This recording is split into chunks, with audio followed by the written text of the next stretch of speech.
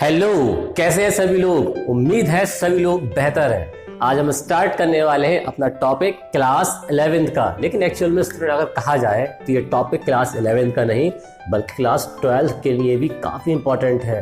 तो जो भी स्टूडेंट्स क्लास 11th या क्लास 12th या किसी भी कंपटीशन के लिए इस वीडियो को देख रहे हैं तो एंड तक इस वीडियो को ज़रूर देखें, क्योंकि चैप्टर का नाम हमारे आज होने वाला है विमीय विश्लेषण यानी डायमेंशनल एनालिसिस। तो बिना टाइम वेस्ट करे हम इस चैप्टर को स्टार्ट करने वाले हैं। और जैसे कि मैंने प्रीवियस लेक्चर्स में क्लास 12th की इलेक्ट्रिकल कैपेसिटेंस यानी वैद्युत धारिता के न्यूमेरिकल्स के वीडियोस अपलोड कर रखी है ऑलरेडी, तो आप इन वीडियोस को जाकर भी देख सकते हैं और जो मेरे थ्योरी के लेक्चर्स हैं उनको जाकर भी आप देख सकते हैं। तो चलिए स्टूडेंट्स स्टार्ट करते हैं अपना चैप्टर अब विमीय विश्लेषण यानी डायमेंशनल एनालिसिस। सो गाइस, सबसे पहले मैं आपको बताना चाहूँगा कि डायमेंशनल एनालिसिस होता क्या है, इसमें हम क्या क्या चीज़ें पढ़ने वाले हैं। सो गाइस, सबसे पहले हम इसके अंदर पढ़ने वाले हैं विमाओं के बारे में कि विमाएं होती क्या है। गाइस, आप लोगों ने पढ़ा होगा मूल राशियां। हमारे पास 7 तरह की मूल राशियां होती हैं, जैसे कि मैं आपको लिख के दिखाता हूं यहाँ पर कौन कौन सी है हमारे पास। लंबाई, ठीक है, समय, ताप, ज्योति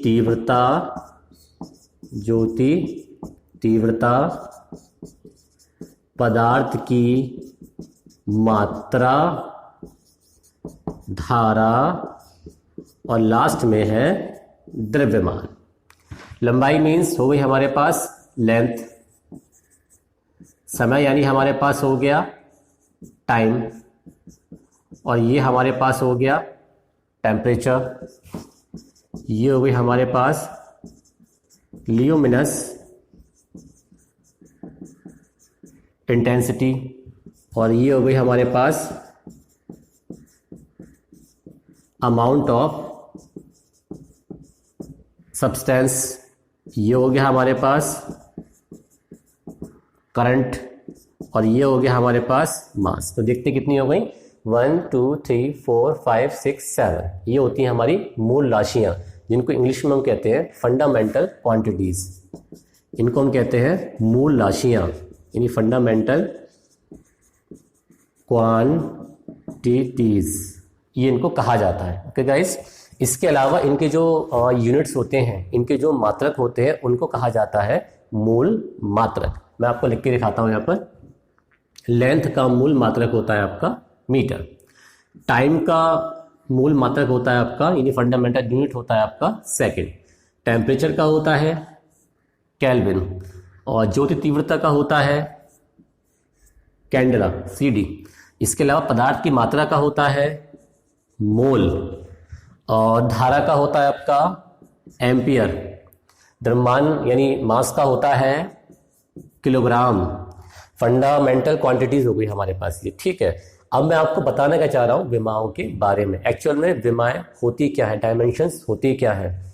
तो गाइस, ये जो हमारे फंडामेंटल क्वांटिटीज है, मूल राशियां हैं, इनके जो मात्रक हैं, इनके मात्रकों पर यानी मूल मात्रकों पर जो पावर्स लगाई जाएंगी, जो घातें लगाई जाएंगी, उन घातों को कहा जाता है विमाएं यानी डायमेंशंस। क्या कहा जाता है, विमा या फिर डायमेंशन। तो यहाँ तक आपको ये पॉइंट क्लियर हो गया होगा। और इसके अलावा इन डायमेंशंस को मिला करके जो फॉर्मूला हमारा तैयार किया जाता है विमाएं मिल करके, तो उसको हम कहते हैं विमीय सूत्र। जैसे कि मैंने एक काम किया, लेंथ है हमारे पास, लेंथ की हमने डायमेंशन हमको पता है, हमें पता होना चाहिए कि इसकी डायमेंशन क्या होती है। तो आप बताएंगे सर इसकी जो डायमेंशन होती है उसको L लिखा जाता है। L बोले तो अगर लेंथ में आप समझ रहे हैं आप लोग, लंबाई, चौड़ाई, ऊंचाई, गहराई, ऊंचाई और मोटाई, चौड़ाई, विस्थापन, आयाम, जितनी भी चीज़ें होती हैं, यानी आप कह सकते हैं हाइट और डिस्टेंस कह सकते हैं, डिस्प्लेसमेंट कह सकते हैं, जितनी भी चीज़ें हम मीटर पैमाने से या फीते से मापते हैं, उन सब की डायमेंशन L लिखी जाती है, उनकी विमा L लिखी जाती है। अगर मैं बात करूं यहाँ पर समय की, समय बोले तो टाइम, तो टाइम की जो डायमेंशन होती है वो कैपिटल T लिखी जाती है। सो गाइस, मेरी इस बात पर ज़रा ध्यान देना कि जितनी भी डायमेंशन लिखी जाएंगी वो कैपिटल लेटर्स से लिखी जाएंगी। इसके अलावा टेम्परेचर की जो डायमेंशन होती है वो लिखी जाती है आपकी थीटा, देख रहे हैं आप ब्रैकेट के अंदर थीटा। और इसके अलावा ज्योति तीव्रता की जो डायमेंशन लिखी जाती है उसको हम लिख सकते हैं CD। क्या लिख सकते हैं गाइस? CD। अब आती है पदार्थ की मात्रा यानी मोल। मोल की डायमेंशन लिखने की हमें कोई ज़रूरत नहीं है। अब हम बात करते हैं धारा की। तो धारा की जो डायमेंशन होती है वो A होती है हमारे पास A। इसके अलावा द्रव्यमान यानी मास, मास की डायमेंशन क्या होती है हमारी? Capital M। ये मास की डायमेंशन हो गई। और मास की डायमेंशन के अलावा आपको देख सकते हैं कि L, T, theta, CD, A, M। अगर आपको कम से कम इतनी बेसिक डायमेंशन पता है, यानी इतनी फंडामेंटल क्वांटिटीज, मूल राशियों की विमाएं पता है, तो आप कोई भी डायमेंशनल फॉर्मूला, विमीय सूत्र क्रिएट कर सकते हैं। क्योंकि मूल राशियों के जो मात्रक होते हैं, उन मात्रकों पर जो घातें लगाई जाती हैं वो तो डायमेंशंस यानी विमाएं होती हैं, और उनको मिलाने के बाद जो फॉर्मूला तैयार किया जाता है वो हमारा विमीय सूत्र कहलाता है। सो गाइस, आप लोग इसका स्क्रीनशॉट ले लीजिए, क्योंकि मैं अब आपको बताने वाला हूँ कुछ खास टाइप की विमाओं के बारे में। चलिए पहले इसको हम क्लीन कर देते हैं ठीक से अपने इस हैंकी के जरिए। आपने इसका स्क्रीनशॉट तो ले ही लिया होगा। सो गाइज, अगर आपने अभी तक प्रीवियस लेक्चर्स नहीं देखे हैं और आप क्लास 12th के स्टूडेंट हैं तो आप प्रीवियस लेक्चर जाकर देख सकते हैं। थ्योरी के भी हैं हमारे और न्यूमेरिकल्स के भी हैं। और ये चैप्टर जो मैं पढ़ा रहा हूँ आपका क्लास 11, क्लास 12 और कंपटीशन में काफ़ी पूछा जाता है, तो आप सभी को इस वीडियो को एंड तक देखना है। सो गाइस, स्टार्ट करते हैं। हमारे पास रूल्स सब तैयार है। Okay, finally we got started. अब हम स्टार्ट करते हैं इसको। यहाँ से आती है हमारी फर्स्ट डायमेंशन। पहले हम बात करेंगे फर्स्ट डायमेंशन की, जो कि हमारी है क्षेत्रफल। क्षेत्रफल यानी एरिया। गाइज, मेरी बात पे ज़रा थोड़ा सा गौर फरमाएं, क्योंकि मैं आपको जो डायमेंशन सॉल्व कराऊंगा एक फिक्स कॉम्बिनेशन में कराऊंगा, जिससे आप क्रम बाय क्रम सारी की सारी डायमेंशन आसानी से सीख सकते हैं। बाद में आप चाहो तो कैसे भी कर सकते हो आगे पीछे, बट अभी आपको एक सीरीज तैयार कर लेनी है डायमेंशंस की, जिससे आपको आगे आने वाले फ्यूचर में क्लास 12th या किसी भी कंपटीशन में या क्लास 11 के एग्जाम में कोई दिक्कत ना आए। ओके, क्षेत्रफल। तो हम क्षेत्रफल के एक बेसिक से फॉर्मूले की बात करेंगे। क्षेत्रफल को हम कैपिटल A से लिखते हैं। क्षेत्रफल बराबर होता है लंबाई गुणा चौड़ाई, यानी लेंथ इंटू ब्रीथ। लिख देता हूं यहां पर मैं, लंबाई गुणा चौड़ाई। ओके गाइस, अब इसके बाद हम इनकी डायमेंशन लिखना स्टार्ट करते हैं। तो A is equal to length यानी लंबाई, मैंने आपको बताया था लेंथ यानी लंबाई, चौड़ाई, दूरी, विस्थापन, डिस्प्लेसमेंट, डिस्टेंस, सबकी डायमेंशन यानी विमा कैपिटल L लिखी जाती है। तो यहाँ पर आ गया आपके पास L, और चौड़ाई के लिए भी लिखा जाएगा यहाँ पर L। और जब इन दोनों की मल्टीप्लाई करेंगे डायमेंशन बनेगी हमारी यहाँ पर L2। वेरी सिंपल गाइस, बहुत ज़्यादा सिंपल है। बात करते हैं हम अपने सेकेंड डायमेंशन की। सेकेंड यानी आयतन। आयतन को हम कहते हैं वॉल्यूम। तो अगर हम वॉल्यूम की बात करें तो वॉल्यूम का बहुत ही सिंपल सा एक लॉजिकल फॉर्मूला हम यूज करने वाले हैं। V is equal to L into B into H। Very simple formula. अब इसके बाद V इज इक्वल टू, आप लोग जानते हो, लेंथ की डायमेंशन L और ब्रीथ की डायमेंशन L और हाइट की डायमेंशन ये भी L। और अगर तीनों को आपस में ऐड करें, इसकी पावर 1, L की पावर 1, L की पावर 1 कितनी हो गई? L की power 3। Then V is equal to हमारे पास डायमेंशन बनेगी L3। Okay guys, clear? बात करते हैं अपनी थर्ड डायमेंशन की। थर्ड है हमारी चाल। चाल को इंग्लिश में हम कहते हैं स्पीड। स्पीड मीन्स चाल। अब चाल बराबर हमारा फॉर्मूला क्या होता है, इसी बात पे हम डिस्कस करने वाले हैं। तो चाल बराबर फॉर्मूला होता है हमारा दूरी बटे समय, यानी speed is equal to distance. इसको हम कहते हैं डिस्टेंस अपॉन में आ गया हम लोगों के पास टाइम, डिस्टेंस अपॉन टाइम। तो पहले मैं यहाँ छोटा सा इसका ये जरा पार्टीशन कर देता हूँ ताकि सारी की सारी डायमेंशन कहीं मिक्स ना हो जाए। ओके गाइज, अब हम लगाते हैं कैसे। तो चाल इज इक्वल टू, सबसे पहले आएगी डिस्टेंस की डायमेंशन। डिस्टेंस मतलब दूरी, लेंथ। तो यहां पर आ जाएगा हमारा L। अब L आ जाने के बाद टाइम कितना है हमारा? T। तो यहां आ गया हमारे पास T। अब T को हम ले जाएंगे ऊपर, देन हमारी डायमेंशन क्या होगी देखते हैं। तो चाल बराबर यहां डायमेंशन बनी हमारी LT -1। ओके गाइस, अब मैं आपको बताना चाहूंगा अगले डायमेंशन के बारे में जो इससे मिलती जुलती है, हो सकता है इसका ट्विन ब्रदर हो। तो हमारे पास आने वाली है नंबर 4। अब हम बात करते हैं वेग। वेग का मतलब होता है वेलोसिटी। और गाइज मेरी इस बात पे भी ज़रा गौर फरमा देना कि आप कोई सा भी फॉर्मूला यूज़ कर लें, वेलोसिटी या एरिया या फिर आपका वॉल्यूम है या आपका स्पीड है, इसके लिए आप कोई सा भी फॉर्मूला यूज़ करें, आपकी डायमेंशन सेम निकल के आने वाली है। तो इसलिए कोई दिक्कत नहीं है कि आप कोई सा भी फॉर्मूला यूज़ कर सकते हो A to Z, but formula होना चाहिए। ऐसा नहीं है कि फॉर्मूला हो ही ना और आप उसको यूज़ कर रहे हो। Then V is equal to होता है आपका डिस्प्लेसमेंट अपॉन टाइम, यानी वेलोसिटी बराबर क्या होता है, ये होता है आपका विस्थापन अपॉन समय, यानी विस्थापन बटे समय, ये इसका फॉर्मूला होता है। Then V is equal to, पहले हम बात करेंगे विस्थापन की। विस्थापन कितना है हमारे पास L, और यहाँ कितना है हमारे पास टाइम, ये T।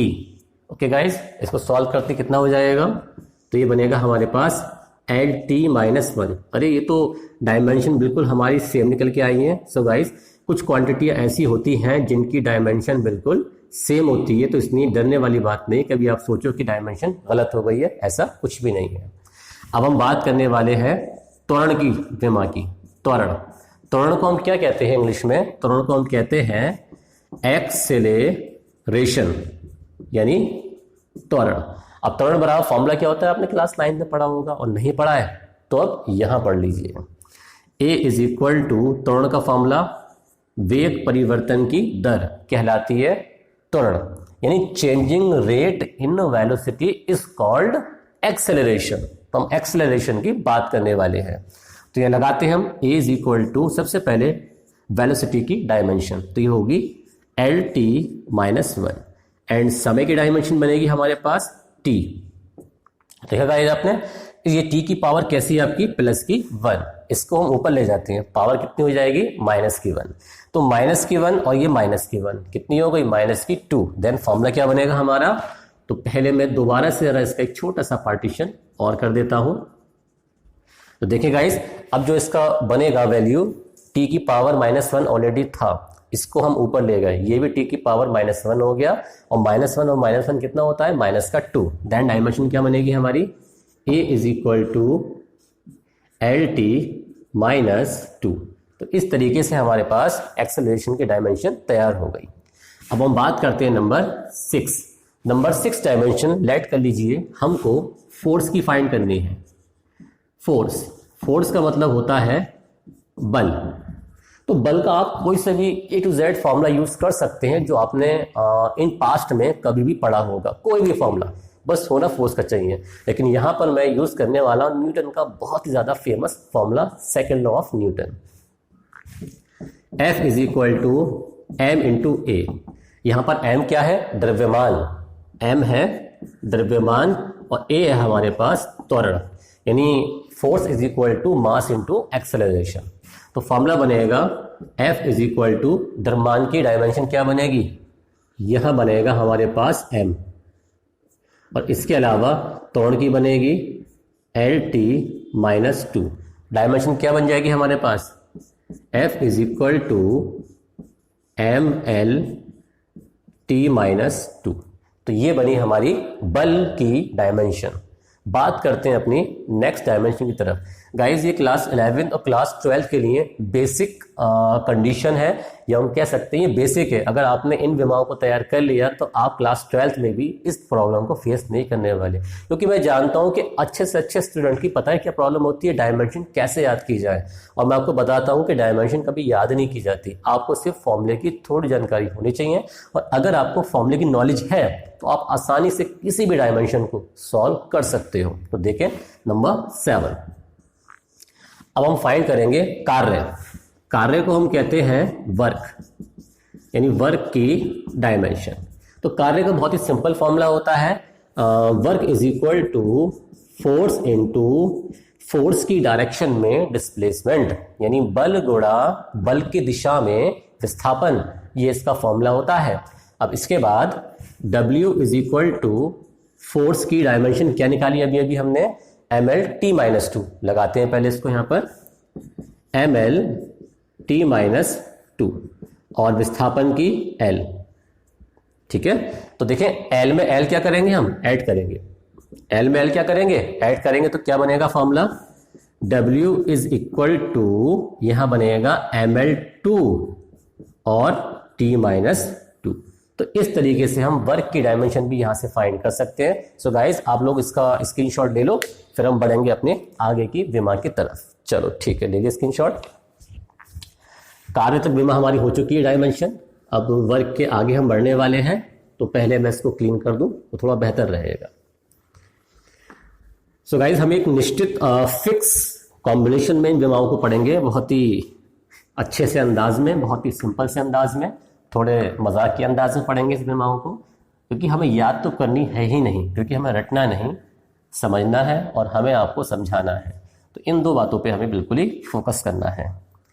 और आपने बहुत ज़्यादा शेयर किया है हमारी वीडियो को, तो थैंक्स टू ऑल। ये सभी लोग वीडियो को पसंद कर रहे हैं और सबसे बड़ी बात कि सभी लोगों को वीडियो समझ आ रही है। It is important. लॉकडाउन के इस सेशन में जब बच्चों की पढ़ाई बेकार हो रही है, उस समय अगर हमारी वीडियो काफ़ी यूज़फुल हो रही है तो हमें काफ़ी खुशी होती है इस बात को लेकर के। तो बढ़ते हैं, हमारी ये 6 डायमेंशन हमारी हो चुकी थी, तो बढ़ते हैं अपनी 7th डायमेंशन की तरफ। सो गाइज 7 डायमेंशन हम निकालेंगे यहाँ पर रेखीय संवेग, इसको हम कह सकते हैं मोमेंटम, लीनियर मोमेंटम। ठीक है, मैंने लिखा नहीं है लीनियर, आप लोग अपने आप लिख लेना, linear momentum. P is equal to M into V, कहने का मतलब लीनियर मोमेंटम यानी रेखीय संवेग बराबर द्रव्यमान गुणा वेग। Then P is equal to द्रव्यमान की विमा m, वेग की विमा LT माइनस 1। इनको ऐड कर लेते हैं, कितना हो जाएगा ML T माइनस 1। ये बन गई हमारी रेखीय संवेग की विमा। सो गाइस नंबर 8 की तरफ बढ़ते हैं। दाब, दाब को इंग्लिश में हम कहते हैं प्रेशर। दाब यानी प्रेशर, तो प्रेशर के डायमेंशन यहां पर हम फाइंड करने वाले हैं। तो इसके लिए पहले हमने एक काम किया, लिखा इसका भी formula P is equal to F upon A।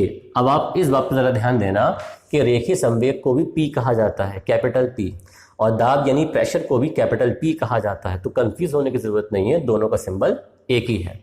अब यहां पर F क्या आपको पता है, फोर्स, और A क्या यहां पर आपके पास, एरिया मतलब क्षेत्रफल।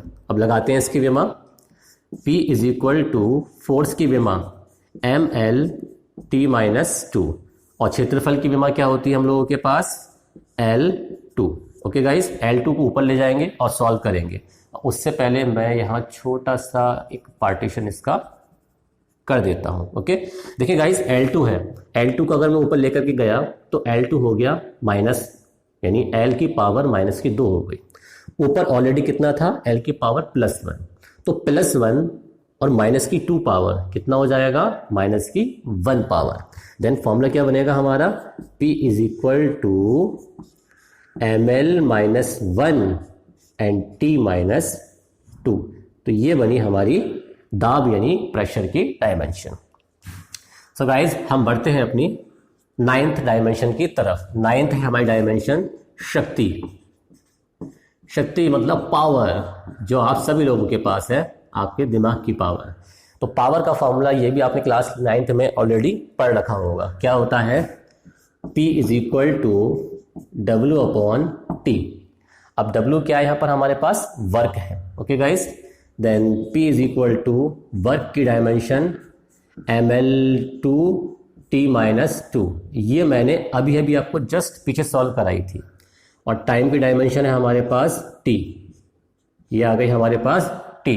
अब देखें गाइस, T की पावर कितनी है हमारे पास यहाँ पर, +1। अगर मैं इसको ऊपर ले जाऊं तो ये हो जाएगी -1, -1 और -2 कितनी हो गई, -3। तो P इज इक्वल टू हो गया हमारे पास ML2 एंड T माइनस 3। तो ये विभव बन गई हमारी ML2 T माइनस 3 शक्ति की विभव। अब हम बात करने वाले हैं यहाँ पर अगली विमा की। अगली विमा बनेगी हमारी बल नियतांक।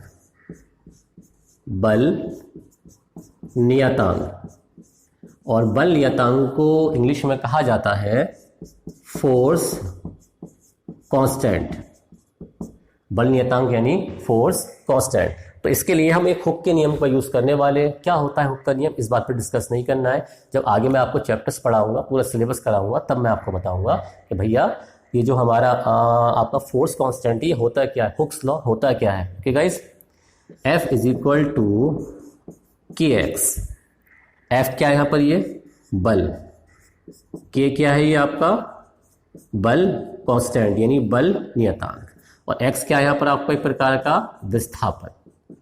तो अगर मैं इसका फॉर्मूला तैयार करूं तो पता है क्या बनेगा आपका, k is equal to F upon X. अब यहां पर हम एफ की और एक्स की विमा या डायमेंशन लगाने वाले हैं। Then k is equal to, सबसे पहले लगाते हैं बल, फोर्स की dimension, m l t minus two upon विस्थापन की यहाँ आएगी आपके पास l। तो गाइस पता है क्या होगा, l से l हो गया कैंसिल। देन हमने एक बार यहाँ पर और पार्टीशन कर दिया है। मैं विस्थापन को थोड़ा छोटा कर देता हूँ ताकि हमें ज़्यादा से ज़्यादा यहाँ पर स्पेस मिल सके, क्योंकि हमें और डायमेंशंस भी लिखनी है यहाँ पर विस्थापन। ठीक है, इसके बाद l से l क्या हो गया कैंसिल। तो डायमेंशन क्या बनेगी हम लोगों की, k इज इक्वल टू ये बन जाएगा एम टी माइनस टू। तो यहाँ डायमेंशन बनेगी हमारी एम टी माइनस टू। और गाइज एक कमाल की बात मैं आपको और बताने वाला हूँ, जो डायमेंशन फोर्स कांस्टेंट की होती है वो डायमेंशन एक राशि की और होती है। मैं भी आपको लिख के दिखाता हूँ। नंबर 11 पृष्ठ तनाव, ये भी आपका क्लास 11 का एक चैप्टर है, पृष्ठ तनाव जिसका नाम है, और इंग्लिश में इसको हम कहते हैं सरफेस टेंशन। ये वो वाली टेंशन नहीं है, ये सरफेस टेंशन है। ओके गाइज, तो मैं इसके डायमेंशन अब आपको निकाल के दिखाने वाला हूँ। तो डायमेंशन निकालने के लिए T is equal to F upon L.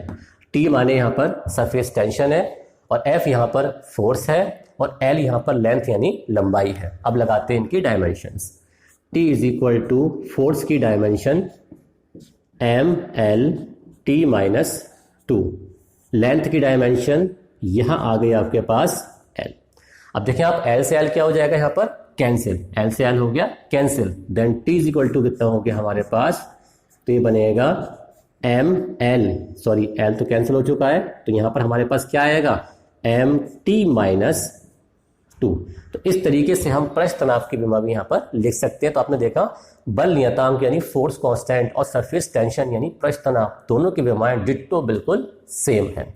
इसी तरीके से अगर मैं आपको बताऊं नंबर 12 गतिज ऊर्जा, गतिज ऊर्जा जिसको हम कहते हैं काइनेटिक एनर्जी, या इसके अलावा अगली होती है हमारी स्थितिज ऊर्जा, इसको हम कह सकते हैं पोटेंशियल एनर्जी, या हमारी ऊर्जा,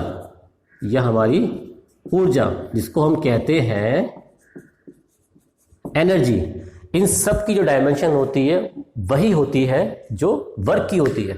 वर्क मतलब कार्य, और कार्य की डायमेंशन क्या होती है हमारी, आप सब लोगों को पता है एम एल टू और टी माइनस टू, ये होती है हमारी कार्य यानी वर्क की डायमेंशन। और इन सब की डायमेंशन भी यही होती है, यानी किसी प्रकार की अगर हम ऊर्जा की बात कर रहे हैं, एनर्जी की बात कर रहे हैं, तब हमारी डायमेंशन यही बनेगी। और इसके अलावा ऊष्मा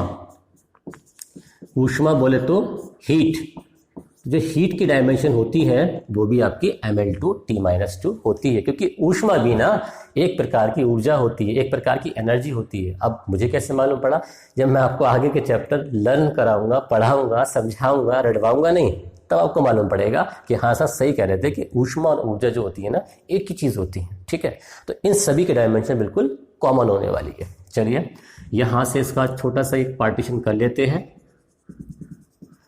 और पार्टीशन करने के बाद बात करते हैं नंबर 13 यानी 13वीं विमा की। तो हमारी जो 13 डायमेंशन है वो क्या होने वाली है, चलिए देखते हैं उसको। पहले 12 हो गया, 13 हो गया, शक्ति की डायमेंशन हमने ऑलरेडी यहाँ पर फाइंड कर ली है। अब फाइंड करने वाले हैं हम गुरुत्वाकर्षण नियतांक। गुरुत्वाकर्षण नियतांक यानी ग्रेविटेशनल कांस्टेंट। ओके गाइस, तो यहां पर हम यूज करने वाले हैं न्यूटन का ग्रेविटेशनल लॉ। क्या होता है वैसे ग्रेविटेशन कांस्टेंट को कैपिटल जी कहा जाता है। चलिए लिखते हैं पहले इसका न्यूटन का formula, F is equal to G m1 m2 upon R square. अगर हम किसी भी फॉर्मूले से किसी भी चीज के डायमेंशन तैयार कर रहे हैं तो जिस क्वांटिटी, जिस राशि की हमें विमा तैयार करनी है, पहले उसके लिए एक छोटा सा फॉर्मूला तैयार कर लो। तो यहां पर हम करते हैं क्रॉस मल्टीप्लिकेशन, यानी कैची गुणा करते हैं। Capital G is equal to F R square upon m1 m2, क्योंकि आर स्क्वायर गया एफ के पास और m1 m2 आ गया नीचे, तो डायमेंशन क्या बनेगी, capital G is equal to m l t minus 2 और इसकी L2 अपॉन में मास की हो गई m और दूसरे वाले मास की भी हो गई m। इस तरीके से अब क्या होगा, m से m क्या हो जाएगा, कैंसिल। अब इस वाले m को हम ऊपर लेके जाते हैं तो कितना बन जाएगा हमारे पास, capital G is equal to m की पावर -1। ओके गाइज, अब L2 में L की पावर +1 हम ऐड कर देते हैं, यानी इसको हम जोड़ देते हैं, तो कितना बन जाएगा L3। ओके, और T की पावर -2। तो ये हमारी डायमेंशन तैयार हो गई कैपिटल G की। अब इसके अलावा मैं बात करता हूं डायमेंशन नंबर 14 की, यानी 14वीं विमा की। और 14वीं विमा हमारी किस चीज की है, तो हम निकालने वाले हैं कोणीय वेग। कोणीय वेग जिसको हम कहते हैं एंगुलर वेलोसिटी। एंगुलर वेलोसिटी यानी कोणीय वेग क्या होता है, तो कोणीय वेग की अगर हम बात करें तो कोणीय वेग क्या होगा, इसको हम कहते हैं ओमेगा। ध्यान से सुने कानों से गाइस, ओमेगा क्या होता है, कोणीय वेग होता है।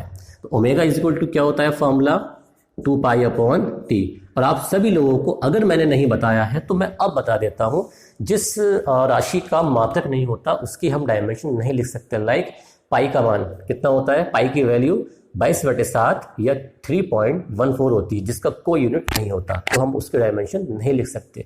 सिमिलरली यहाँ पर 2 और पाई क्या है, कांस्टेंट यानी नियतांक। मैं लिख के दिखा देता हूँ, 2 पाई इज इक्वल टू क्या है यहाँ पर हमारे पास, कांस्टेंट यानी नियतांक। तो इनके डायमेंशन नहीं होने वाली, तो डायमेंशन होने वाली केवल टी की। और पता है आप लोगों को यहाँ पर टी क्या होता है, टी यहाँ पर टाइम यानी समय होता है। Then omega is equal to 1 upon T is equal to T की पावर -1। तो इस तरीके से मैंने यहाँ पर एंगुलर वेलोसिटी की डायमेंशन तैयार कर दी। और पता है आपको काम की बात क्या है, सबसे काम की बात यह है कि जो डायमेंशन कोणीय वेग की होती है यानी एंगुलर वेलोसिटी की होती है, वही डायमेंशन आवृत्ति की होती है। सेम डिट्टो किसकी होती है, आवृत्ति।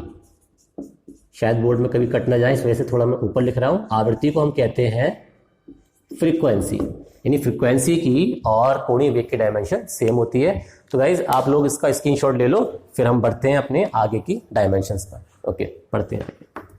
पहले हम इसको जरा साफ कर देते हैं।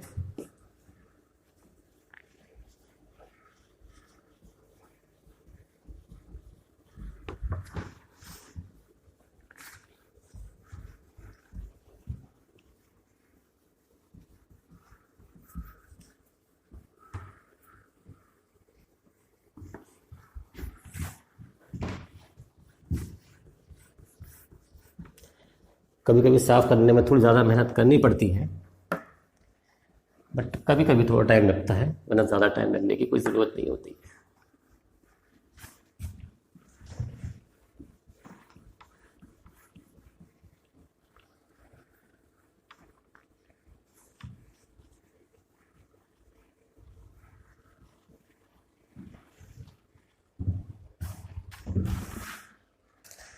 चलिए गाइस, स्टार्ट करते हैं अपनी 15वीं विमा 15, डायमेंशन नंबर 15। पर ठीक से थोड़ा साफ कर लेते हैं, ज़रा साफ हो नहीं पाया बट कोई बात नहीं, अब हो गया।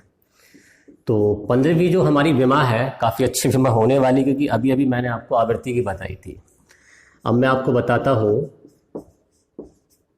कोणीय त्वरण, जिसको हम कहते हैं इंग्लिश में एंगुलर एक्सेलरेशन। एक्सेलरेशन को मैंने शॉर्ट में लिखा हुआ है क्योंकि गाइस मैंने पहले भी एक्सेलरेशन की जो स्पेलिंग है उसको स्पेल आउट कर दिया है। सो इसका जो फॉर्मूला होता है alpha is equal to omega upon T, और ओमेगा की डायमेंशन जस्ट मैंने अभी अभी क्लियर की है यहाँ पर। तो अल्फा इज इक्वल टू, इसकी डायमेंशन हो गई हमारी t माइनस 1 और टाइम की हो गई t। ओके गाइज, यहाँ पावर कैसे लेट की जाएगी, प्लस की 1, इसको हम ऊपर ले जाते हैं तो पावर माइनस की 1 हो गई, माइनस की 1 ये ऊपर जाके बन जाएगी और ये -1 ऑलरेडी, तो कितना हो जाएगा alpha is equal to t minus 1 तो नहीं आएगा, t माइनस 2 इसका फॉर्मूला बन जाएगा। अब बात करते हैं नंबर 16 16वें फॉर्मूले की कि हमारा 16वां फॉर्मूला क्या होने वाला है। तो ये होने वाला है कोणीय संवेग। कोणीय संवेग जिसको हम क्या कहते हैं, जिसको हम कहते हैं एंगुलर मोमेंटम, यानी कोणीय संवेग। तो इसका एक फॉर्मूला होता है J is equal to I into omega. J is equal to I into omega. तो पहले मैं इसका छोटा सा ज़रा पार्टीशन कर दूं यहाँ से, ये इस तरीके से। अब यहाँ पर हम सारी की सारी डायमेंशंस लगाने वाले हैं, बट इसमें एक प्रॉब्लम है गाइज। यहाँ पर हमारे पास आई क्या है, जड़त्व आघूर्ण यानी मोमेंट ऑफ इनर्शिया, सॉरी केवल इनर्शिया, मोमेंट ऑफ इनर्शिया नहीं, ओनली इनर्शिया। तो पहले हम एक काम करते हैं, इसको इक्वेशन नंबर फर्स्ट लेट कर लेते हैं और पहले हम कैपिटल आई इनर्शिया की डायमेंशन फाइंड करते हैं। कैसे करेंगे देखते हैं ज़रा। तो आई होता है हमारा जड़त्व, जिसका फॉर्मूला होता है m into R square. M क्या है हमारे पास, मास यानी द्रव्यमान। आर क्या है हमारे पास, दूरी यानी घूर्णन अक्ष की दूरी। खैर अभी आपको इतना समझ में नहीं आ पाएगा क्योंकि मैंने आपको चैप्टर घूर्णन गति rotational motion of rigid body पढ़ाया नहीं है। ओके, मैं आगे आपको पढ़ाऊंगा लेक्चर्स तो समझाऊंगा उसके अंदर। अभी फिलहाल आपको ये फॉर्मूले समझने हैं केवल। Then I is equal to mass की डायमेंशन m, डिस्टेंस की डायमेंशन l, और यहाँ आ गया आपके पास 2। डायमेंशन क्या बन जाएगी, I is equal to m l 2। ये इसकी हमारी डायमेंशन तैयार हो गई। अब इस डायमेंशन को हम लगाएंगे क्वेश्चन नंबर फर्स्ट में। लिखेंगे यहाँ पर यूजिंग इक्वेशन फर्स्ट कि समीकरण नंबर 1 हमारी क्या है, लगाते हैं इसके अंदर। J इज इक्वल टू आई की डायमेंशन क्या है, ये तो है m l 2, और ओमेगा की डायमेंशन क्या है हमारे पास t माइनस 1, जो कि जस्ट मैंने अभी क्लियर की थी यहाँ पर t माइनस 1। ओके गाइज, अब 1 हो जाने के बाद आगे देखें। J इज इक्वल टू, इनको एक जगह लिख देते हैं हम, ml 2 और t माइनस 1। तो इस तरीके से हम कोणीय संवेग के डायमेंशन आसानी से फाइंड कर सकते हैं। अब इसके अलावा आगे बढ़ते हैं नंबर 17। तो नंबर 17 में हम किस चीज़ के डायमेंशन फाइंड करें, लेट बी थिंक, थोड़ा सोच लेते हैं किस चीज़ की करनी चाहिए, क्योंकि अधिकतर डायमेंशन जो सिंपल थी वो मैंने आपको बता दी है। चलिए पढ़ते हैं अपनी अगली। अगर हमको डायमेंशन फाइंड करनी है, मान लीजिए प्रतिबल यानी स्ट्रेस, या हमको लिखनी है यंग प्रत्यास्थता गुणांक की डायमेंशन, या हमको लिखनी है दृढ़ता गुणांक, या हमको लिखनी है दृढ़ता गुणांक की डायमेंशन। ठीक है, यंग को क्या कहा जाता है, इसको कहा जाता है यंग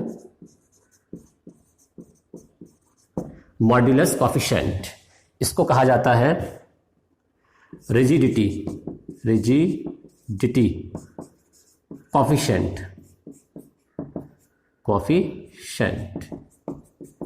ये कहा जाता है इसको। ओके गाइस, स्पेलिंग पर थोड़ा ध्यान मत देना, जो ज़रूरी है वो टॉपिक्स हैं हमारे। तो इन सब की जो डायमेंशन होती है वही होती है जो प्रेशर की होती है। प्रेशर बोले तो दाब, जो मैंने आपको आज लिखवाई थी। और क्या होती है दाब की डायमेंशन, आप सभी लोग जानते हैं। दाब यानी प्रेशर की जो डायमेंशन होती है ml माइनस 1 और t माइनस 2 होती है। कितना सिंपल हो गया, 1 2 3 4 क्वांटिटीज की राशि एक ही तैयार हो गई हमारे पास। ओके, अब बात करते हैं फिर आगे हम ये मॉडुलस थोड़ा छोटा कर देते हैं क्योंकि लाइन हमारी क्रम में बन के आ जाएगी यहाँ पर मॉडुलस। ठीक है गाइस, इसके बाद हम बात करने वाले 18, नंबर 18। अगर मैं बात करूँ यहाँ पर डायमेंशन किस चीज़ की, विकृति की। विकृति को हम कहते हैं स्ट्रेन, विकृति कहा जाता है स्ट्रेन। अब विकृति का फॉर्मूला क्या होता है, समझें इस बात को। विकृति इज इक्वल टू लंबाई में वृद्धि अपॉन प्रारंभिक लंबाई, ये इसका फॉर्मूला होता है। तो आप देख सकते हैं कि ऊपर भी लेंथ है और नीचे भी लेंथ है, और length upon length is equal to क्या हो जाएगा, सिंपल, विमाहीन यानी डायमेंशन लेस, विमाहीन, या हम कह सकते हैं l की पावर 0। बात दोनों की एक ही है। सॉरी, कभी कभी छींकें आ जाती हैं क्योंकि ये वीडियो मैं काफ़ी मॉर्निंग में बना रहा हूँ। समथिंग अराउंड 6 AM 5 AM यहाँ पर आ गए थे, तो काफ़ी टाइम पहले वीडियो बन रही, ठंडा मौसम है तो छींकें आती रहती नॉर्मली। अब आते हैं हम 19 पर। 19 की हम अगर बात करें यहाँ पर बहुत ही अच्छी और बहुत ही इंपॉर्टेंट डायमेंशन के बारे में, श्यानता गुणांक, इसको हम कहते हैं विस्कोसिटी कॉफिशिएंट। ठीक है, विस्कोसिटी कॉफिशिएंट। अब हमें इसकी डायमेंशन फाइंड करनी है। तो इसके डायमेंशन कैसे फाइंड की जाए, इसके लिए मैं बताने वाला हूं आपको एक बहुत ही सिंपल सा फॉर्मूला जो आप चैप्टर में आगे जाके पढ़ोगे, द्रवों के प्रवाह में। F is equal to 6 pi eta R V, यानी फ्लो ऑफ लिक्विड्स नाम का चैप्टर आएगा आप क्लास 11th में, उसमें आप इसको पढ़ने वाले हो। ठीक है, और जो क्लास 12th के बच्चे हैं वो ऑलरेडी इसको पढ़ चुके हैं। सो इसमें ईटा जो होता है, देखिए ध्यान से, इसको हम कहते हैं ईटा। क्या कहते हैं इसको, ईटा। देखा आपने कैसे बनाया, ऐसे करके टांग खींच दी इसकी पकड़ के। अब ईटा इज इक्वल टू कितना हो जाएगा, F upon 6 pi R V. देखा आपने, 6 पाई आर वी, क्योंकि ये सारे के सारे जो क्वांटिटीज हैं सब अपॉन में आ गई F की। अब आप लोग जानते हो इसमें 6 पाई क्या है, यहाँ पर कांस्टेंट है, तो लिख देंगे यहाँ पर हम 6 pi is equal to constant. तो क्या बचा हम लोगों के पास, eta is equal to F upon R into V, ये हमारा फॉर्मूला तैयार हुआ। अब यहाँ पर हमें F क्या है, बल, बल मतलब फोर्स, R क्या है, त्रिज्या, परतों के बीच की त्रिज्या, और V क्या है यहाँ पर, वेलोसिटी, यानी परतों की वेलोसिटी। जो पानी है ना, पानी जो लेयर से मिलके बना होता है, उन परतों के बीच में जो वेलोसिटी होती है, ये वो वेलोसिटी है, और ये वो फोर्स है हमारा। और ये क्या है हमारा, श्यानता गुणांक, विस्कोसिटी कॉफिशिएंट। लगाते हैं dimensions. Eta is equal to, force की डायमेंशन लगाओ पहले तो, ml T-2, और नीचे कितना आएगा हमारे पास, ये हुआ हमारे पास L, और ये हुआ हमारे पास LT-1। ओके गाइस, तो LT-1 आप देख सकते हैं यहाँ हमारे पास ये L से L क्या होगा, कैंसिल हो जाएगा। अब इस L को हम ऊपर ले जाते हैं, और उससे पहले यहाँ पर हमें दोबारा से पार्टीशन फिर कर लेते हैं, पार्टीशन चलता रहता है यार। ठीक है, तो L को ऊपर ले गए, L की पावर कितनी थी, प्लस की 1, ऊपर जाए कितनी हो गई, माइनस की 1। तो फॉर्मूला क्या बनेगा, eta is equal to ML-1, ML-1। Okay guys, अब देखिए आप यहाँ पर t की पावर कितनी है हमारे पास, माइनस की 1 है, इसको ऊपर ले जाओ, कितनी हो जाएगी, t की पावर +1, और t की पावर +1 और t की पावर -2 कितना हो गया, t की पावर -1। तो इसकी डायमेंशन क्या बनी हमारी, ml-1 और t-1, ये बन गई हमारी श्यानता गुणांक की विमा। अब हम बढ़ते हैं अपनी 20 विमा की तरफ, यानी 20वीं विमा की तरफ, कि 20वीं विमीय सूत्र हमारा क्या हो सकता है, सॉरी विमा नहीं, विमीय सूत्र क्या हो सकता है हमारा। तो अगर मुझे यहाँ पर डायमेंशन फाइंड करनी है गुप्त ऊष्मा की, गुप्त ऊष्मा, जिसको हम कहते हैं लेटेंट हीट, यानी गुप्त ऊष्मा। तो गुप्त ऊष्मा क्या होती है, हम इसकी बात करने वाले हैं, लेकिन केवल फॉर्मूले की, डिस्कस नहीं करने वाले इस टॉपिक को। Okay guys, Q is equal to M into L, then L is equal to Q upon M। अब ध्यान दें, यहाँ पर L क्या है हमारे पास, लेटेंट हीट यानी गुप्त ऊष्मा। Q क्या है हमारे पास, केवल यहाँ पर ऊष्मा। मैं लिख देता हूँ यहाँ पर, Q क्या है हम लोगों के पास, ऊष्मा। और m क्या है हमारे पास, द्रव्यमान यानी मास। तो मैंने आपको एक्चुअल में बता दिया था ऑलरेडी पहले ही कि हमारी ऊष्मा की डायमेंशन और ऊर्जा की, कार्य की, गतिज ऊर्जा की और स्थिर ऊर्जा की डायमेंशन होती है बिल्कुल डिट्टो सेम रहती है। तो हम लगाने वाले हैं यहाँ पर dimension L is equal to m L2 और T-2 अपॉन मास की आएगी हमारे पास m। अब देखें आप, m से m क्या हो गया, कैंसिल। देन गुप्त ऊष्मा की डायमेंशन क्या बनी हम लोगों की, L2 और ये T-2, ये तैयार हो गई डायमेंशन। आगे बढ़ते हैं गाइस, डायमेंशन नंबर 21 डायमेंशन हमारी इसके अंदर क्या है। अब हम बात करने वाले हैं विशिष्ट ऊष्मा की। अगली डायमेंशन है हमारी विशिष्ट ऊष्मा, जिसको हम कहते हैं स्पेसिफिक हीट। विशिष्ट ऊष्मा यानी स्पेसिफिक हीट। अब विशिष्ट ऊष्मा क्या होती है, इस बात में डिस्कस कर लेते हैं। Q is equal to m s delta theta. यहां पर Q क्या है हम लोगों के पास, ऊष्मा। m क्या है हमारे पास, मास यानी द्रव्यमान। s क्या है हमारे पास, विशिष्ट ऊष्मा यानी स्पेसिफिक हीट। और डेल्टा थीटा क्या है हमारे पास, ताप का अंतर यानी डिफरेंस ऑफ टेम्परेचर्स। अब हमें s की डायमेंशन निकालनी है, तो पहले हम यहाँ पर s का फॉर्मूला तैयार करने वाले हैं। ओके गाइज, तो s is equal to Q upon m into delta theta. अब इसके बाद क्या बनेगा formula, s is equal to, सबसे पहले हम लगाते हैं यहाँ पर Q यानी ऊष्मा की डायमेंशन लगा देते हैं। अभी मैं बोर्ड के अंदर ही हूँ, अभी कट नहीं रहा है। अगर कट रहा होगा तो मैं कुछ एडिटिंग कर दूंगा जिससे आपको दिखाई पड़ जाएगा। ओके, डरने वाली कोई बात नहीं है। तो देखें, यह बनेगा हमारे पास ml2 और T-2। अगला है मास। मास की डायमेंशन बनेगी हमारे पास m और टेम्परेचर के अंतर की थीटा। तो आप देखें यहाँ पर m से m क्या हो जाएगा, कैंसिल। अब आप थीटा को ऊपर ले जाओ, कुछ नहीं करना है।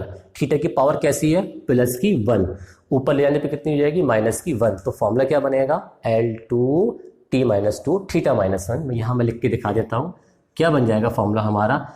S इज इक्वल टू हो जाएगा फॉर्मूला, देखो L2 T-2 और थीटा-1। इसको हम कहते हैं स्पेसिफिक हीट। सो गाइस, आप लोग इसका स्क्रीनशॉट ले लीजिए पहले, फिर हम बढ़ेंगे अपने आगे नंबर 22वीं विमा की तरफ, 22। तो ले लिया स्क्रीनशॉट, चलो बढ़ते हैं आगे।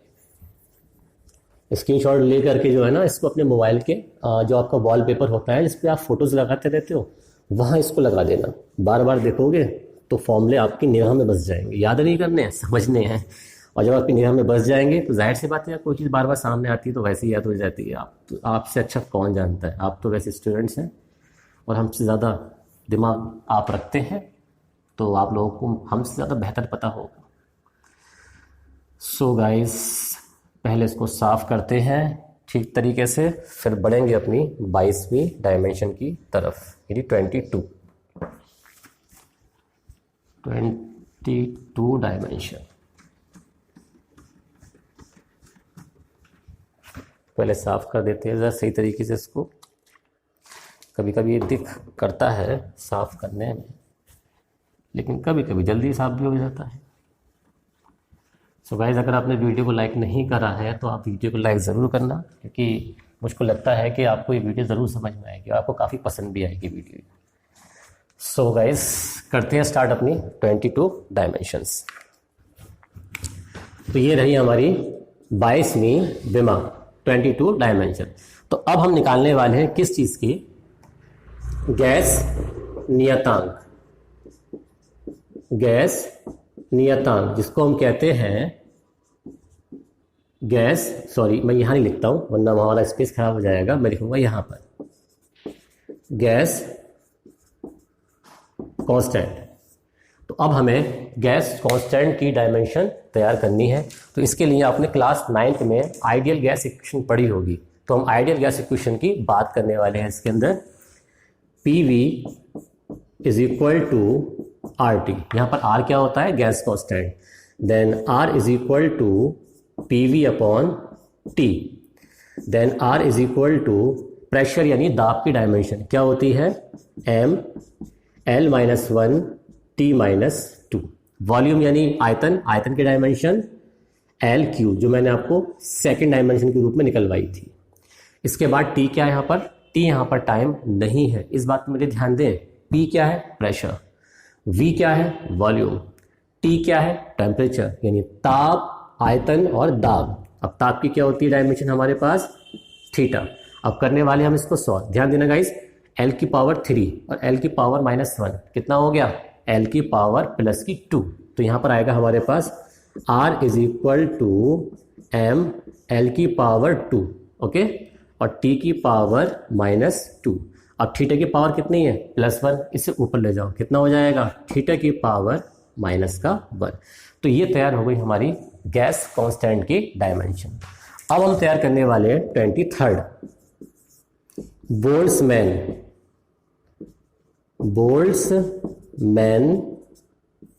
नियतांक। इसको इंग्लिश में भी बोल्ट्जमैन कहा जाता है, यानी बोल्ट्जमैन कांस्टेंट, इसलिए मैंने इसको इंग्लिश में नहीं लिखा है। तो इसका मैं बहुत ही सिंपल सा फॉर्मूला आपको बताने वाला हूं, क्या, K इज इक्वल टू ऊर्जा बटे ताप। ठीक है, ये फॉर्मूला मैंने किस बेस पे लगाया, तो आप ये भी लगा सकते हैं इसमें, E is equal to 3/2 kT। ठीक है, देखो यहाँ पर गाइस 3/2 क्या हो जाएगा, कांस्टेंट, T कहाँ जाएगा, अपॉन में, तो फॉर्मूला क्या बन जाएगा, ऊर्जा बटे ताप। मैंने वही वाला फॉर्मूला यूज किया है, कोई नया फॉर्मूला यहाँ पर यूज नहीं किया, क्योंकि आप तो डायमेंशन कोई से फॉर्मूले से भी फाइंड कर सकते हैं। सो गाइस यहाँ पर हम लगाने वाले ऊर्जा यानी एनर्जी की डायमेंशन क्या होती है, तो K इज इक्वल टू, पहले क्या आएगा हमारा, ऊर्जा यानी एनर्जी, ऊर्जा कार्य सबकी डायमेंशन एक ही होती है, तो क्या लगा देंगे, ये आएगी हमारे पास ml2 और T-2, अपॉन में क्या आएगा हमारे पास, ताप यानी टेम्परेचर कितना हो गया, थीटा, तो यहाँ आएगा हमारे पास ये थीटा। अब थीटा आ जाने के बाद इसको हम करना है सॉल्व। थीटा की पावर कितनी है, +1, ऊपर ले जाओ कितनी हो जाएगी, थीटा की power -1। Then K is equal to हो जाएगा हमारे पास ml2 T-2 एंड थीटा -1। अब इसके बाद आने वाली है हमारी 24th बेमा। गर्मी काफ़ी है, 1 मिनट रुके ज़रा, बट टॉपिक तो हमें पूरा करना ही करना है अपना, तो कोई दिक्कत नहीं है टॉपिक पूरा करने में। सो हम 24 डायमेंशन की अब बात करने वाले हैं, जिसका नाम है ऊष्मा चालकता गुणांक, जिसको हम कहते हैं thermal conductivity coefficient. Thermal conductivity coefficient, ठीक है, तो इसको हम पढ़ने वाले हैं अपने रेडिएशन नाम की चैप्टर के अंदर। तो देखिए गाइस, तो फॉर्मूला हमारा क्या होता है इसका, Q is equal to KA delta theta into T upon L। ये इसका एक बेसिक सा फॉर्मूला है। यहाँ से हम इसकी क्रॉस मल्टीप्लिकेशन कर लेते हैं, तो क्या बनेगा formula, K is equal to Q into L upon A into delta theta into T। अब मैं आपको बताने वाला हूँ कि इसमें से कौन कौन सी क्वांटिटी क्या क्या है। Q यहाँ पर हमारे पास ऊष्मा यानी हीट है, L हमारे पास लेंथ यानी लंबाई है, A यहाँ पर हमारा क्षेत्रफल है, डेल्टा थीटा यहाँ पर हमारा ताप का अंतर यानी डिफरेंस ऑफ टेम्परेचर है, और T यहाँ पर हमारे पास समय यानी टाइम है। अब आगे देखते हैं, K इज इक्वल टू ऊष्मा की यानी ऊर्जा की डायमेंशन ml2 T-2, और इसके अलावा लेंथ की डायमेंशन होती है हमारे पास L। एरिया यानी क्षेत्रफल की डायमेंशन बनेगी हमारे पास L2। अब आता है टेम्परेचर का डिफरेंस, इसकी डायमेंशन बनेगी हमारी थीटा। देखो भाई, टेम्परेचर हो या टेम्परेचर का डिफरेंस हो, डायमेंशन सेम रहती है। समय की बनेगी हमारी T, तो यहाँ पर आ गया हमारे पास T। अब सॉल्व करने वाले हैं इसको हम, देखें L2 से L2 क्या हो गया, कैंसिल हो गया। अब हम इसको लिखते हैं, पहले तो क्या लिखेंगे, K is equal to M, ये क्या है हमारे पास L, और इसके अलावा इस सिंगल L के अलावा कहीं भी L नहीं है। T की पावर कितनी है, -2, यहाँ T की पावर कितनी है, +1, इस प्लस की 1 की पावर को हम ले जाते हैं ऊपर, कितना हो जाएगा t की पावर -1। तो t की पावर -1 और t की पावर -2 कितना हो गया, माइनस का 2 और माइनस का 1 माइनस का 3, तो t की पावर -3। अब थीटा को ले जाओ ऊपर, थीटा की पावर कितनी है प्लस की 1, इस ऊपर लेने में कितना हो जाएगा थीटा की पावर -1। तो आप देखें यहाँ इस तरीके से हम ऊष्मा चालकता गुणांक की डायमेंशन तैयार कर सकते हैं।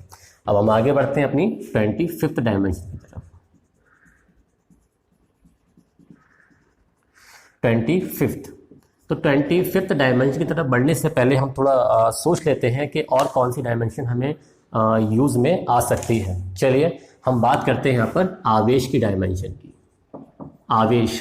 आवेश का मतलब हो गया चार्ज।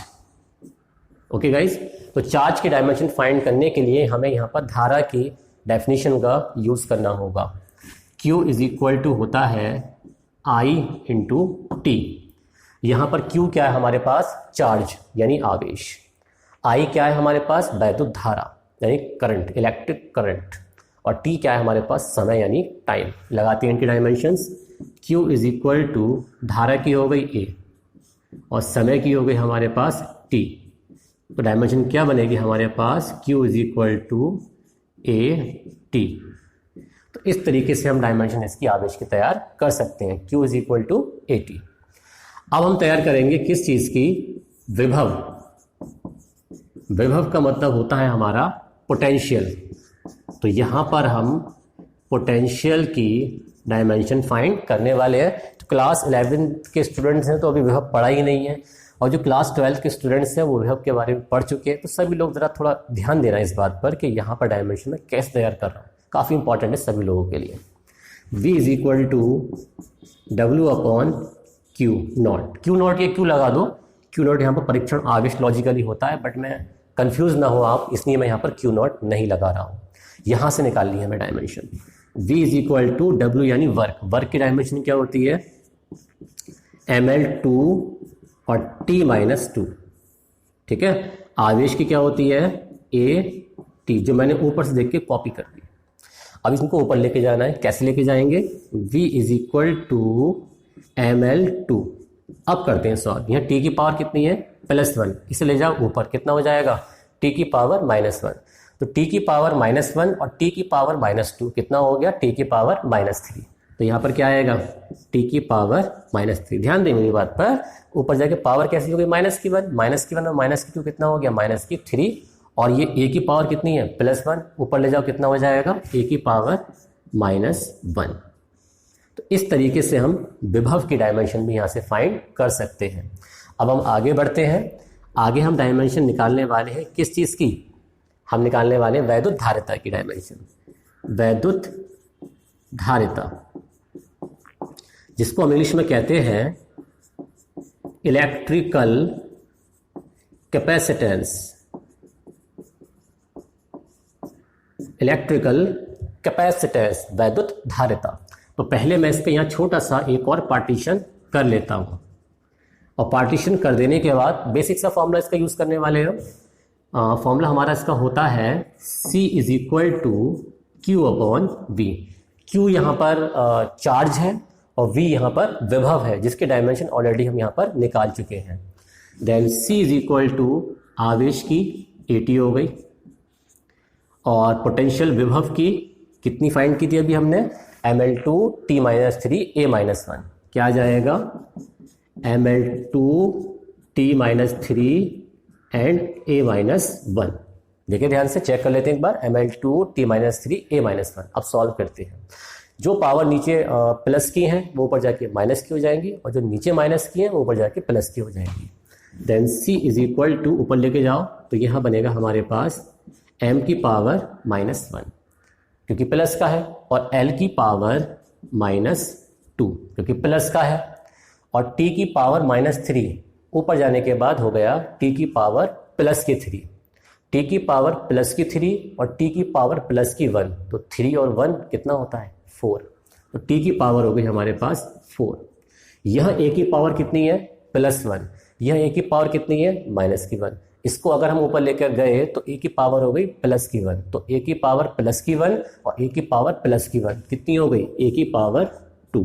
तो इस तरीके से जो डायमेंशन हमारी बनी m-1 l-2 T4 A2, इस तरीके से हमारी धारिता की डायमेंशन तैयार हो सकती है। बढ़ते हैं आगे 28 पर। प्रतिरोध, हमारी प्रतिरोध यानी रेजिस्टेंस, इसकी डायमेंशन क्या होगी? अगर मैं प्रतिरोध की बात करूं तो यहां पर हम बेसिक सा यूज करने वाले हैं formula V is equal to I into R। अब इसमें यहां पर V क्या है तो आप लोग जानते हैं, विभव या विभवांतर, दोनों को एक ही बात होती है, डेफिनेशन अलग है लेकिन यूनिट सेम है, डायमेंशन सेम है। I क्या है यहाँ पर? धारा यानी करंट। R क्या है हमारे पास? प्रतिरोध। इसी की डायमेंशन हमें फाइंड करनी है। Then R is equal to V upon I। अब इसके बाद R is equal to V क्या है हमारा? पोटेंशियल। तो पहले हम पोटेंशियल की डायमेंशन लगाते हैं। यहाँ पर कितनी हम लोगों के पास? ये रही, लगा दो पहले। तो हो जाएगी ml2 और T-3 और A-1 अपॉन में क्या आएगा हमारे पास? I यानी धारा। धारा की डायमेंशन मैंने स्टार्टिंग बताई थी आपको जब मैंने स्टार्ट किया लेक्चर ये वाला। इसकी होती है हमारे पास A। तो यहाँ देखिए आप A की पावर कितनी है? प्लस की 1, इसे ले जाओ ऊपर, कितनी हो जाएगी? A की पावर -1। तो A की पावर -1 ऑलरेडी यहाँ पर था और एक A की पावर -1 और पहुँच गया। तो -1 प्लस का माइनस का 2 बन जाएगा, प्लस का 2 नहीं बनेगा। Then R is equal to बन गया हमारे पास ml2 T-3 और A-2। सो गाइज, मैंने जो आपको ये डायमेंशन निकाल करके दिखाई हैं ये अलग अलग तरीके की डायमेंशंस हैं। तो पहले आप इसका स्क्रीनशॉट ले लो, मैं इसके बाद कुछ 2-1 विभव आपको और बता देता हूँ जो आपको जानना इंपॉर्टेंट है। ओके गाइज, चलो पहले इसको आप साफ़ करते हैं किस तरीके से। कुछ लिक्विड वगैरह यूज़ कर लेते हैं इसको साफ़ करने के लिए, तो जल्दी साफ़ हो जाएगा। फास्ट पैक मोड में।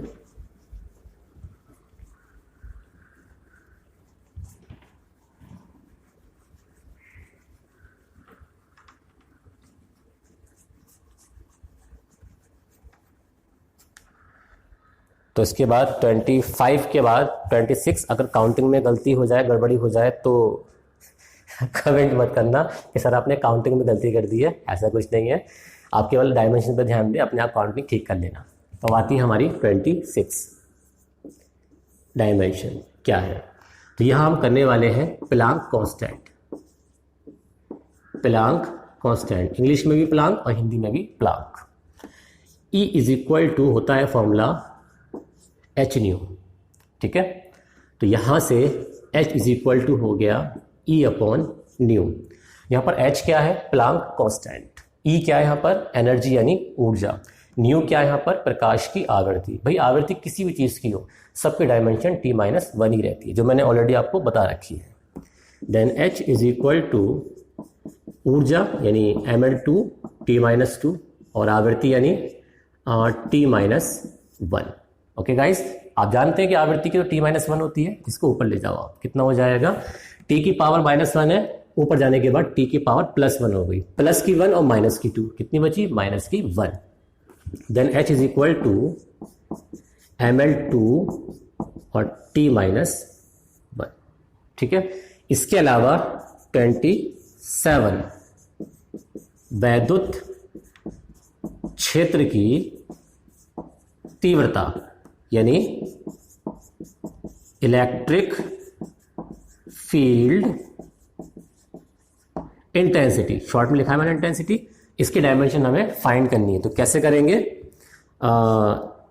E is equal to F upon Q। So guys, F क्या है? फोर्स, Q क्या है? आवेश यानी चार्ज, अभी निकलवाया था मैंने, और E क्या है? वैद्युत क्षेत्र की तीव्रता। तो पहले हम लगाते हैं फोर्स के लिए ml T-2 और चार्ज के लिए लगा दी हमने डायमेंशन 80। और पहले मैं इसका यहाँ से जो है पार्टीशन कर देता हूँ। अब हम एक काम करते हैं, इसको सॉल्व करते हैं। Then E is equal to M ऐसे रहेगा, L ऐसे रहेगा, कोई चेंजिंग नहीं होनी है। तो M और ये L। T की पावर +1 है, इसको ऊपर ले जाओ, कितना हो जाएगा? T की पावर -1 और माइनस की 2, तो T की पावर -3। अब A कैसा है? प्लस का 1, ऊपर ले जाओ, कितना हो जाएगा? A की पावर -1।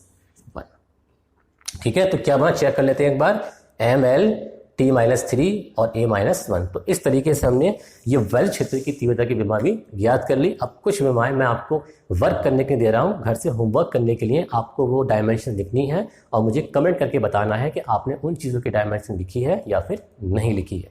मैं आपको देता हूँ वर्क, जिसको हम कहते हैं होमवर्क। वैद्युत फ्लक्स, जिसको हम कहते हैं इलेक्ट्रिक फ्लक्स, इसके डायमेंशन आपको अपने आप लिखनी है। निर्वात की वैद्युतशीलता, निर्वात की वैद्युतशीलता, जिसको इंग्लिश में कहते हैं परमिटिविटी ऑफ वैक्यूम, इसके डायमेंशन भी आपको अपने आप फाइंड करके लिखनी है इसके अंदर। ठीक है, और इसके अलावा नंबर 3 अगर हम बात करें किस चीज़ की हमें लिखनी है डायमेंशन, तो इसके अलावा एक सिंपल सी डायमेंशन ढूंढ लेते हैं। ठीक है, परावैद्युतांक। परावैद्युतांक, मैं एक काम करता हूँ, मैं इनके मात्रक आपको बता देता हूँ ताकि आपको दिक्कत ना हो इनकी डायमेंशन सॉल्व करने में। इसका मात्रक होता है न्यूटन मीटर स्क्वायर पर कूलाम। इसका होता है मात्रक कूलाम स्क्वायर पर न्यूटन मीटर स्क्वायर, और इसका कोई मात्रक नहीं होता है। तो आपको इन तीनों की डायमेंशन अपने आप लिखनी है, ये आपका वर्क रहेगा।